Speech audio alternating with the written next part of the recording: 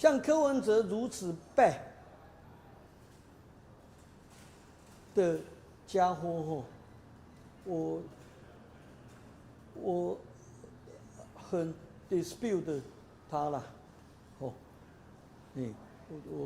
我瞧不起他这个人我认为柯市长不要说选 president 啦他当 mayor 都不够格了。柯文哲这很可恶嘛，柯市长，你是不是假借首都台北市长之名，借势借端，去跟这些企业主财团接洽，好推销你的柯 P 平安符嘛？那什么叫平安符？大家想一想嘛，他们中国清朝末年不是有白莲教吗？白莲教不是时不时就出来闹一闹啊，这个找麻烦吗？那寻常百姓、寻常的商家们，为了怕被白莲教骚扰嘛，所以你就必须花钱买一买这个平安符啊，向白莲教买平安符嘛。所以我认为柯文哲这很清楚的嘛，要不然你如果真的诚如市府发言人讲的，说是跟企业主交流，跟他们请教市政，那你大可以光明磊落的在市府，那柯文哲不是最标榜说便当会吗？那你可以邀企业主、邀财团来便当会啊，甚至你光明磊落的聘他们当市政顾问也没关系啊，不是吗？市政顾问有700-800人之多嘛，不是吗？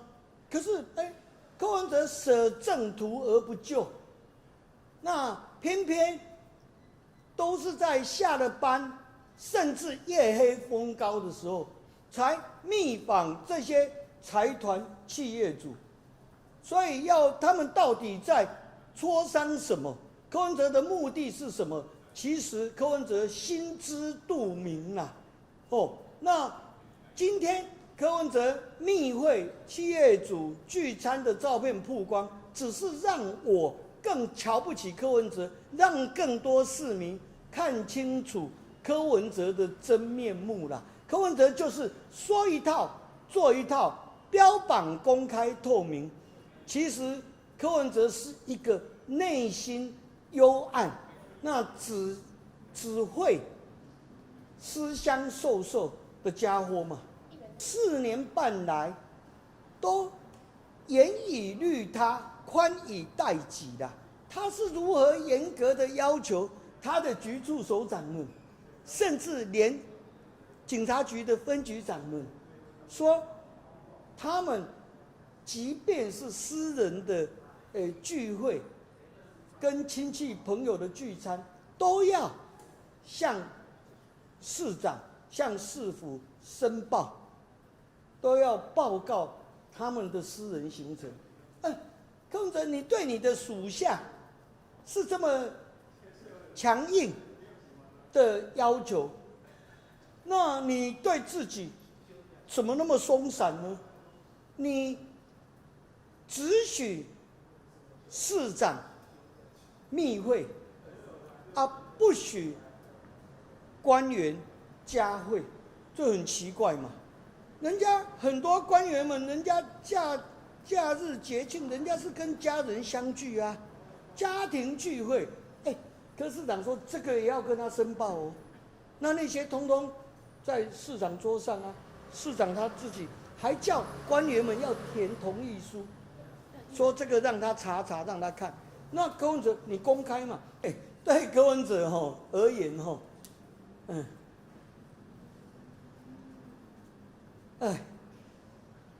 有钱至上，钞票万岁。我相信柯文哲的内心世界，他每天早上起来膜拜的，大概就是新台币的那个符号所以我在他3个礼拜前创立这个党的时候，我就有推荐以新台币的那个符号当成他的党徽他的思考之一。当然，现在人家青年朋友的创意更好他们有了槟榔，有了资源回收，那我希望可以把这3者钞票跟槟榔跟资源回收如何在巧思把它合并起来，那这就是柯文哲这个党的本质，跟他的目标，我觉得就非常合适贴切。柯文哲的宗旨就是有钱至上，钞票万岁。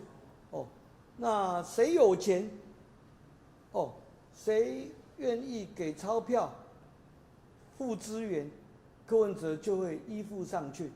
柯文哲他不是最近才做这些行为演出，柯文哲5年来主导演出的，就是活生生的政治版的寄生上流，借由跟财团企业主的私下密会，好让柯文哲寄生上流。